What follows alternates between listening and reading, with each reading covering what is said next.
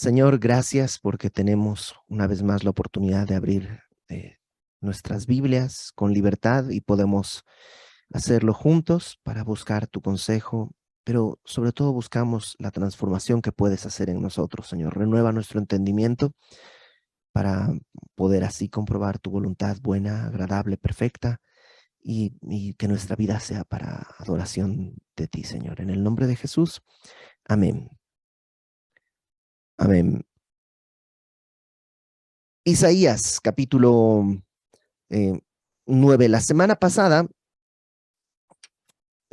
nos pasamos un poquitito del capítulo 8, vimos una parte del capítulo 9, pero ahora vamos a verlo ya a detalle, con mucho más detenimiento, paso a paso, porque la semana pasada no nos quedamos en el capítulo 8 porque termina muy, pues, muy triste, ¿no? Déjame, eh, versículo 20 dice que pues el pueblo está buscando consejo en lugares paganos y entonces dice, verso 20, a la ley y al testimonio, si no dijeren conforme a esto es porque no les ha amanecido y pasarán por la tierra fatigados y hambrientos y acontecerá que teniendo hambre se enojarán y maldecirán a su rey y a su Dios levantando el rostro en alto y mirarán a la tierra y aquí tribulación, tinieblas, oscuridad y angustia, y serán sumidos en las tinieblas.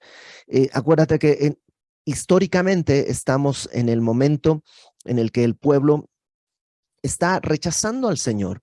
El reino del norte va a ser conquistado por Asiria, el reino del sur falta poco, pero será también conquistado por Babilonia, y Dios ha estado advirtiendo una y otra vez, cómo sus propios caminos los van a guiar a la perdición. Y termina el capítulo 8 diciendo esto, pues van a abrir los ojos y ¿qué es lo que van a encontrar? Pues tinieblas, oscuridad y angustia. Y creo que eso es válido a cada nación. Si nuestras naciones perseveran en un camino de pecado, y no estoy hablando de corrientes políticas, sino de pecado en las personas, ¿qué es lo que vamos a ver? Pues vamos a ver tinieblas, oscuridad, tribulación y angustia. Pero hay un pero, y ese pero está en el capítulo 9, versículo 1. Dice, mas no habrá siempre oscuridad para la que está ahora en angustia, tal como la aflicción que le vino en el tiempo que livianamente tocaron la primera vez a la tierra de Zabulón y a la tierra de Neftalí. Pues al fin llenará de gloria el camino del mar, de aquel lado del Jordán, en Galilea de los gentiles. ¿Qué es lo que dice? Sí, el juicio va a tener que venir, el juicio es inevitable, el juicio va a suceder, pero no será para siempre. El Señor tiene misericordia. El Señor no está desechando a su pueblo, el Señor está corrigiendo a su pueblo. ¿Te acuerdas que Hebreos dice que Dios al que ama disciplina? Dios azota a todo aquel que recibe por hijo. El pueblo iba de idolatría en idolatría y Dios tiene que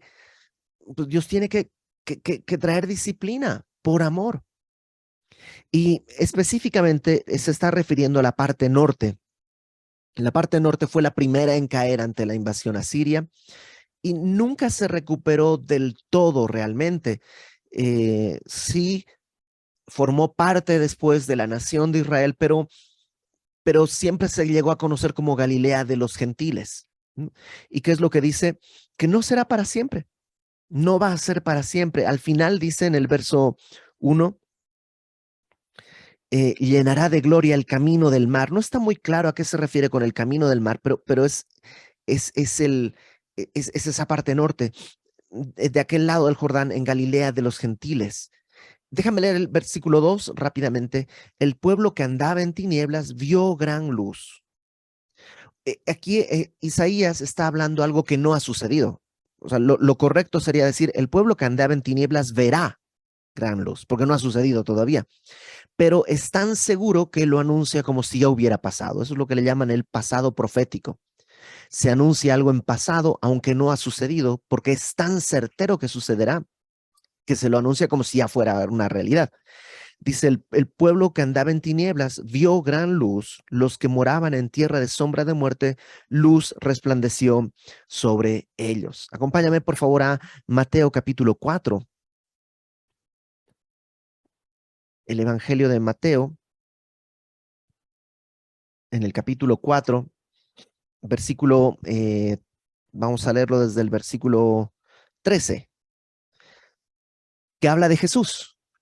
Dice, dejando a Nazaret, vino y habitó en Capernaum, ciudad marítima en la región de Zabulón y de Neftalí. ¿Te acuerdas? Es la zona que dijo Isaías. Para que se cumpliese lo dicho por el profeta Isaías, cuando dijo tierra de Zabulón y tierra de Neftalí, camino del mar, al otro lado del Jordán, Galilea de los gentiles, el pueblo sentado en tinieblas vio gran luz, y los asentados en región de sombra de muerte, luz les resplandeció. O sea, Isaías está diciendo, no siempre va a haber tinieblas, hay una esperanza.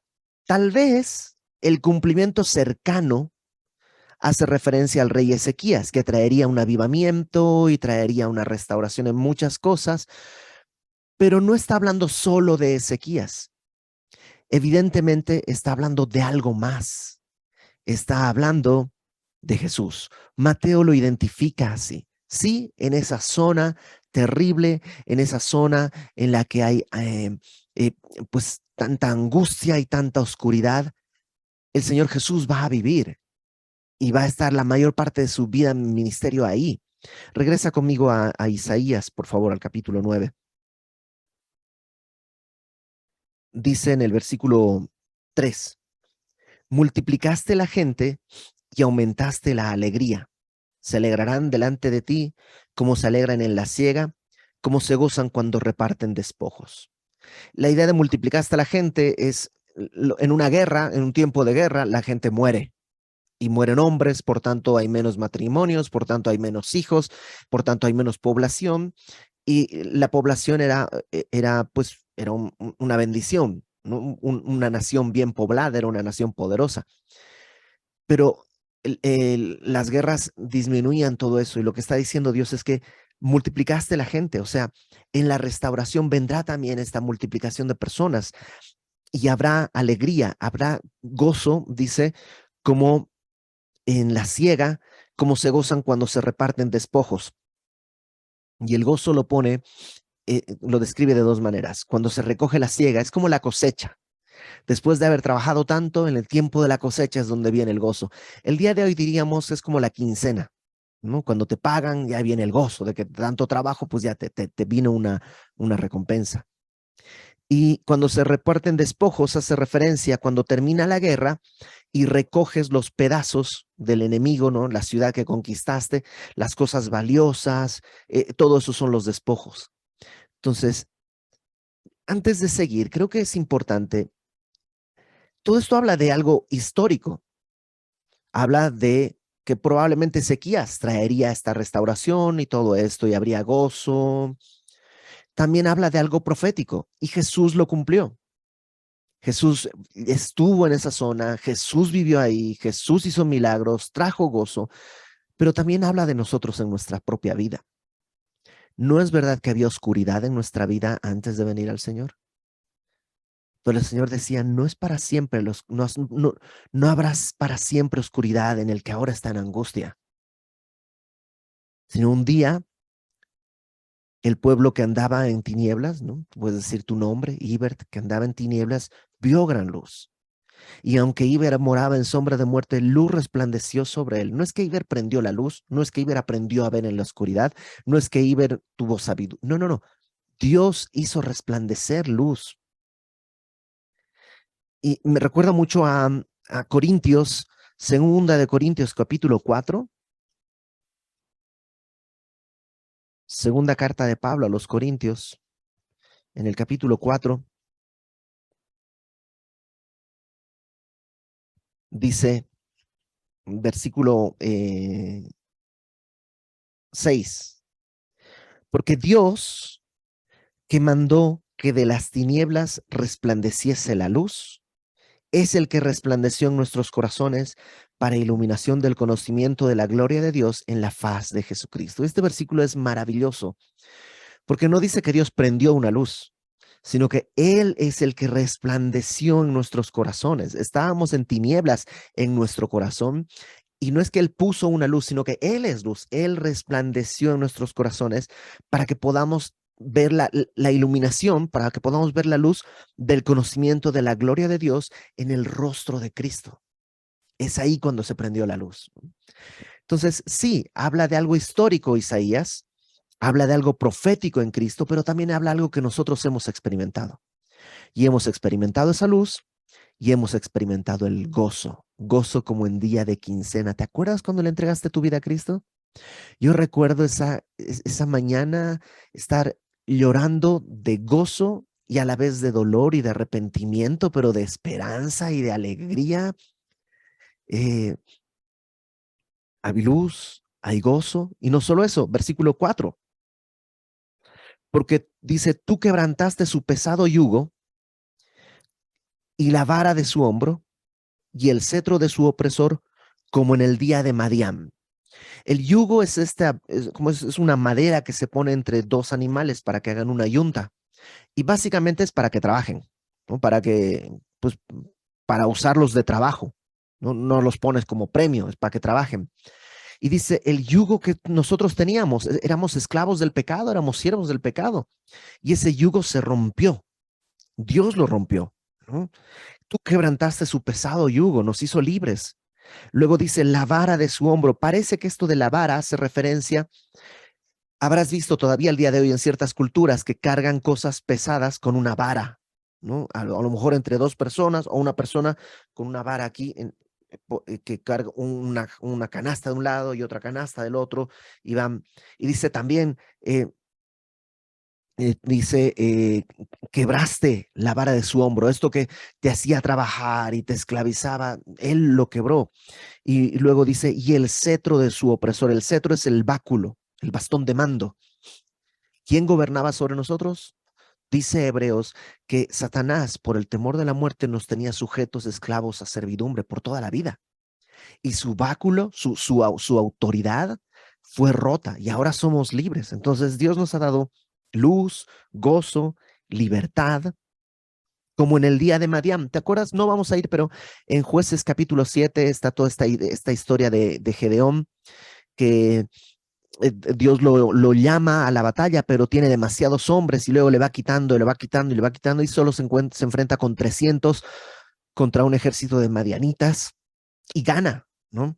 Así como ese gozo de unos poquitos contra muchos, así nos hizo libres y así nos dio la victoria. Aún siendo nosotros insuficientes, Él dio la victoria.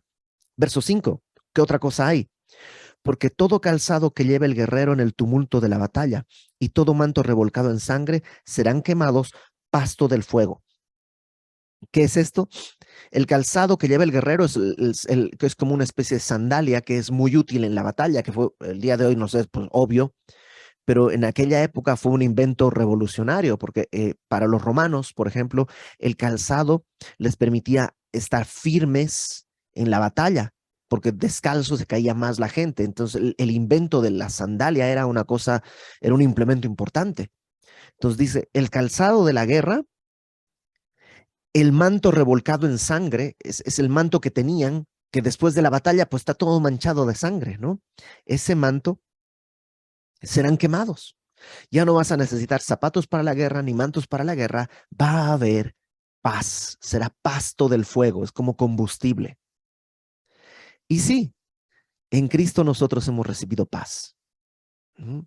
Justificados por la fe tenemos paz para con Dios. Y no solo paz para con Dios, sino que el Señor también nos promete que si echamos nuestras cargas sobre Él, que si oramos con toda petición y ruego, con acción de gracias, la paz que sobrepasa todo entendimiento puede gobernar nuestros corazones.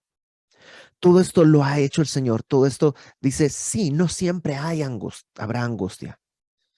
No sé si has vivido tiempos difíciles o angustiosos o de dolor, pero no es para siempre. El Señor dice que Él puede dar luz, gozo, libertad y paz. ¿Cómo? Pues verso 6.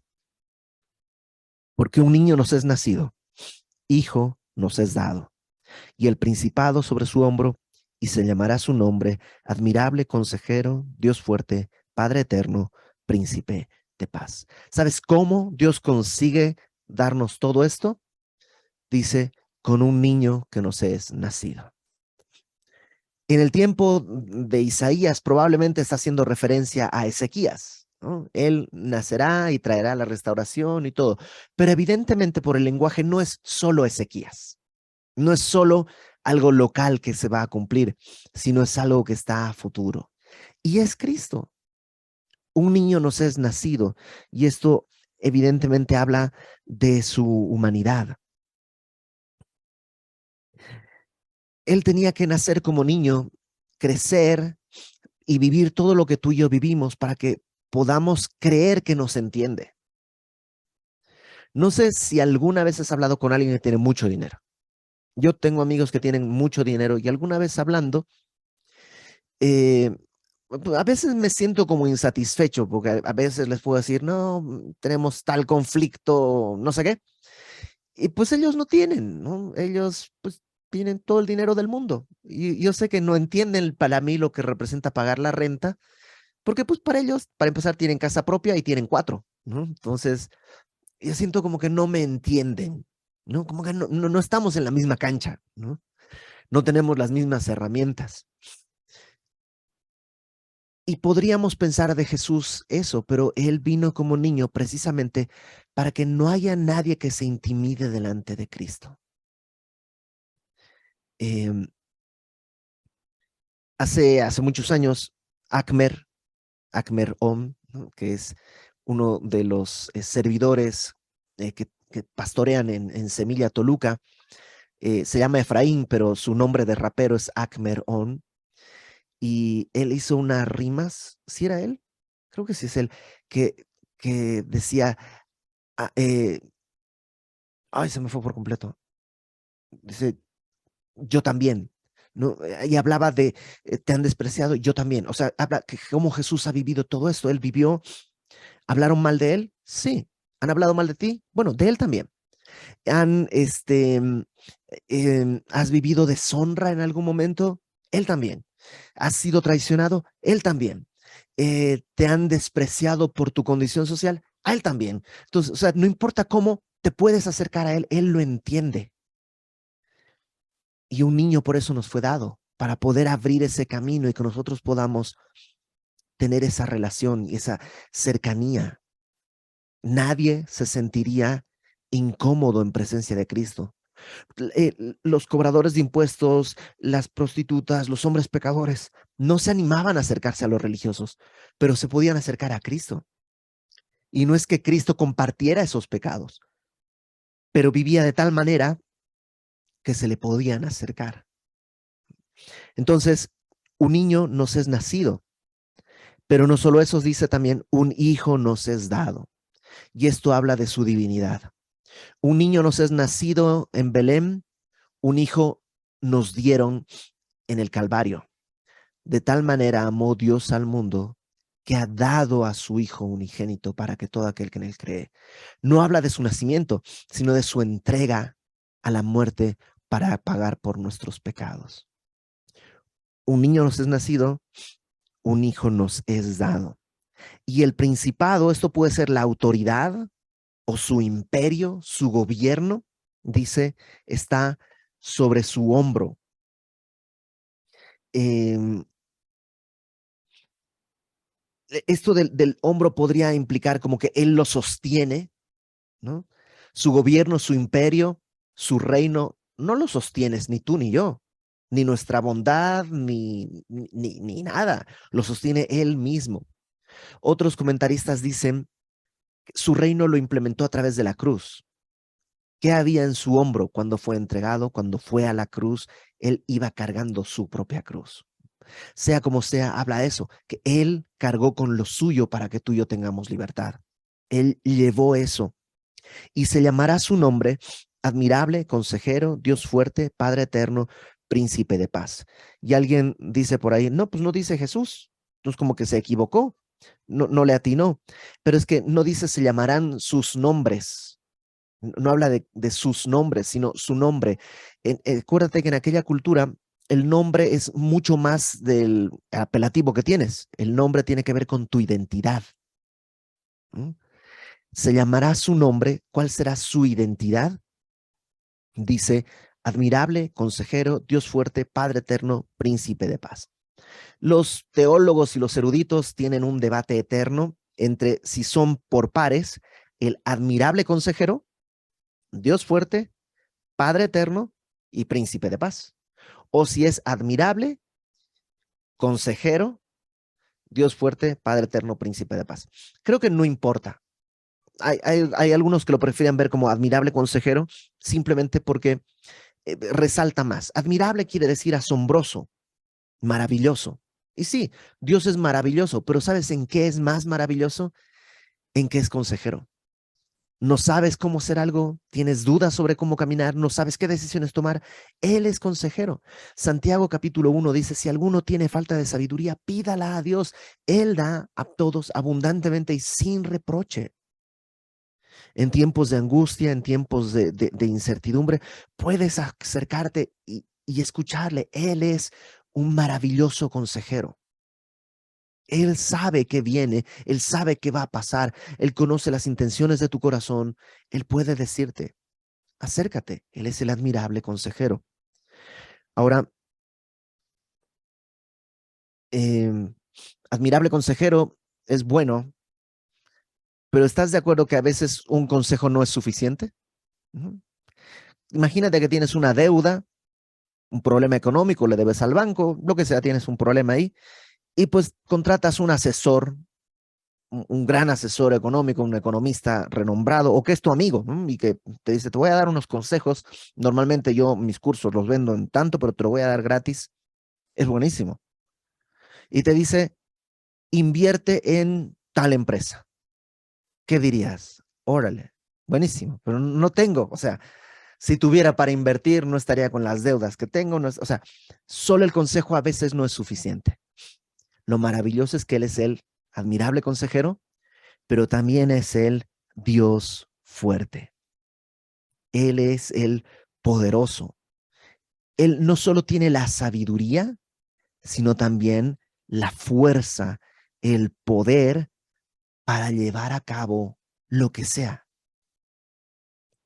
La pregunta es, ¿querrá? Porque yo conozco gente que tiene la sabiduría y tiene la capacidad.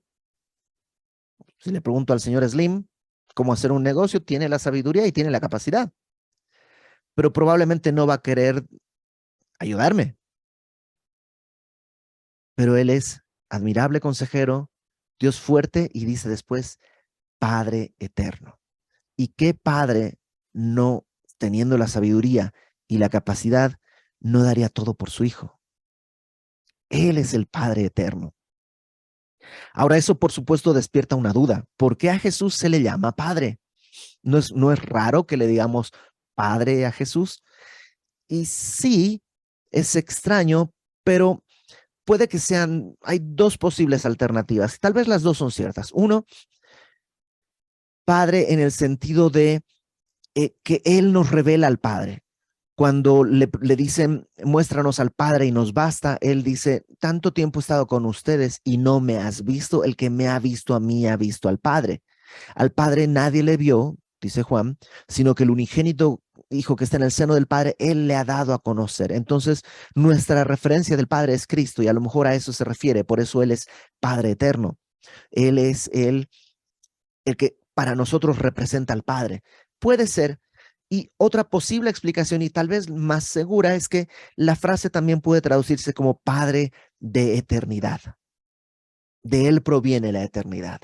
Todos somos finitos, todos somos limitados, pero de Él, cuando somos renacidos de Él, tenemos acceso a la eternidad de Dios. En todo caso, es presentado como el tierno, como alguien que sí, tiene el consejo, tiene el poder y tiene el amor para poder guardarnos y cuidarnos. Y luego es presentado como príncipe de paz. Eh, sus consejos tienen un objetivo para llevarnos a la paz. Con sus consejos tienen un objetivo, guardarnos en la paz de su amor. Él no es beligerante, él no es, em,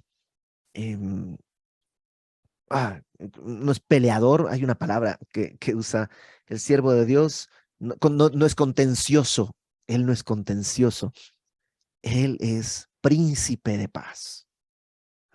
Por eso puedes escuchar su consejo, porque él tiene el poder, porque él tiene la ternura de un padre y sus consejos son eso. Él es el príncipe de paz. Eh, verso 7. Lo dilatado de su imperio y la paz no tendrán límite. Su gobierno no va a tener límite. Es eterno. Y eso es bonito, porque cabemos todos. Normalmente, ahora que estamos buscando ciertos lugares para actividades, ¿no? Queremos hacer algo para el Día del Niño, queremos hacer algo para, no sé, distintas cosas, siempre tenemos el problema, ¿y cabemos?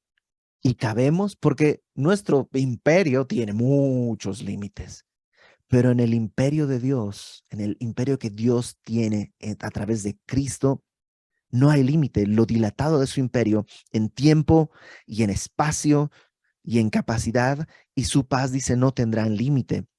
Sobre el trono de David y sobre su reino, disponiéndolo y confirmándolo en juicio y en justicia, desde ahora y para siempre. Y esto es bonito, porque sí, sabemos que el Señor un día va a regresar y habrá paz y viviremos en el milenio y gobernaremos con Él. Y la verdad, sí, todo eso está bien bonito, pero tengo que pagar la renta mañana.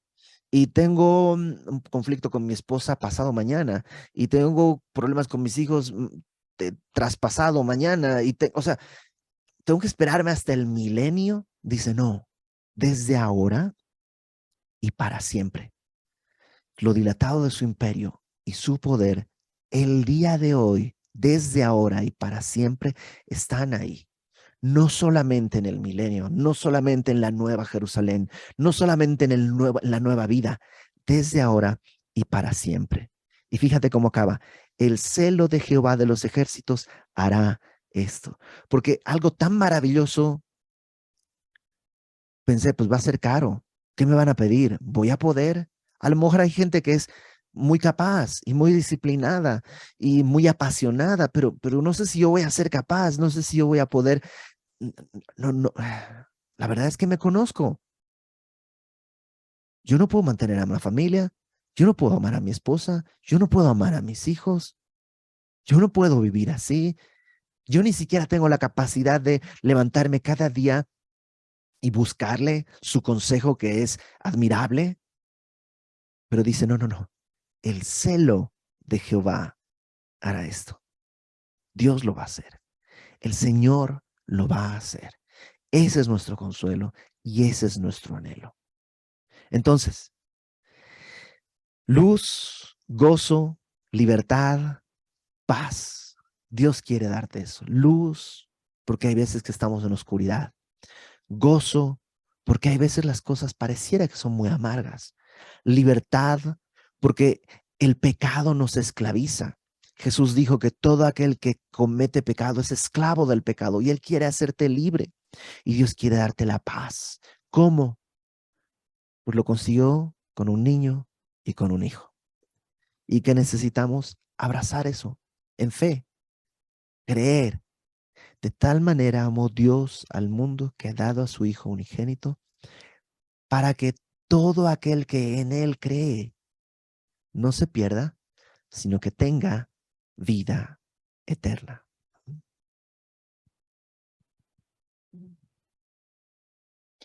Viendo esto, creo que pues nos puede pasar, ¿no? Bueno, a mí muchas veces me pasa que creo que el principal problema es que no tenemos la imagen correcta del Señor, ¿no? Qué bonito este versículo que lo describe en su esencia y es solo una parte que la Biblia dice, ¿no? De Jesucristo. Y nosotros reducimos a Jesús a veces o nuestra cabeza a algo que podemos manipular o algo que queremos controlar o algo que tiene que trabajar a nuestra sabiduría y a nuestro favor en vez de ver que Él es la luz, que Él es la sabiduría y Él es lo que necesitamos, ¿no? O a veces también podemos cargar nuestra propia obra, ¿no? Como decía mi esposo, lo quiero hacer, lo quiero hacer, lo quiero hacer. Y no descansamos en que es el Señor quien va a terminar la obra que comenzó en nosotros, ¿no? Esta última parte, creo que, porque todos decimos, yo quiero, ¿no? Y cuando dice el Señor, Jehová lo hará, es así, es como un respiro. Bueno, no sé ustedes, pero a mí me da un respiro de que el Señor no ha faltado a ninguna de sus promesas, ¿no? Y que Él diga, el Señor lo hará, es un descanso muy grande. Y a veces nuestro sufrimiento, así como de tarea, tenemos que ver de dónde viene, ¿no? De dónde viene nuestra tribulación, ¿no? Y ver si es de pecado, porque si es de pecado hay solución, ¿no? Dice, vendrá, ¿no? Este, no habrá siempre oscuridad y la manera de salir del pecado pues es con confesión. Y dice que primera de Juan, ¿no? Que si confesamos nuestros pecados, Él es fiel y justo para perdonarnos y limpiarnos de toda maldad, ¿no? Es otra vez regresar a esta luz, gozo, libertad y paz. Si es algo fuera de nuestro control, también tenemos promesas del Señor para saber que Él no nos va a dejar, no nos va a dar más de lo que podamos resistir. Él nos da muchas promesas para agarrarnos en esperanza de que vamos a salir de ese punto. Pero también puede ser otro punto, no sé, ahorita mi esposo me corregirá, de como religión, ¿no? De pronto estamos tan, bueno, dos cosas. Uno, conformarnos al mundo, porque dice que también si sabes hacer lo bueno y no lo haces, te es pecado, porque a veces no hacemos nada malo, pero pues tampoco hacemos nada bueno, ¿no? Dios nos pone también a trabajar en cosas y la verdad es que requiere esfuerzo, requiere morir a muchas cosas de nuestra vida. Pero la otra también es estar, dice en Apocalipsis, ¿no? A la carta de Éfeso, cuando le dice, muy bien tus obras, muy bien esto, pero mira, le estás haciendo muy bien, pero dejaste tu primer amor, ¿no? Y, y a veces el cristianismo ya nos es como tedioso, probablemente por eso, porque el Señor dice, vas bien, pero no estás descansando en lo que soy yo y que yo lo voy a hacer, ¿no? Y volver a regresar a ese punto donde quisimos no pagarle al Señor, no hacer nada, sino simplemente entregar nuestras vidas por todo esto que hoy vimos, que Él es hermoso, ¿no? Entonces, no sé si... Vamos a orar. Señor, gracias por haber brillado en nuestra oscuridad y habernos tomado y darnos esta esperanza, una esperanza firme y segura que como ancla del alma nos guarda para ti. Ayúdanos a vivir de esta manera y pues a no permanecer en oscuridad si nos estás llamando a confesar un pecado. Ayúdanos a llegar a esa libertad que tú tienes para nosotros. En el nombre de Jesús, Padre, nos ponemos en tus manos. Amén.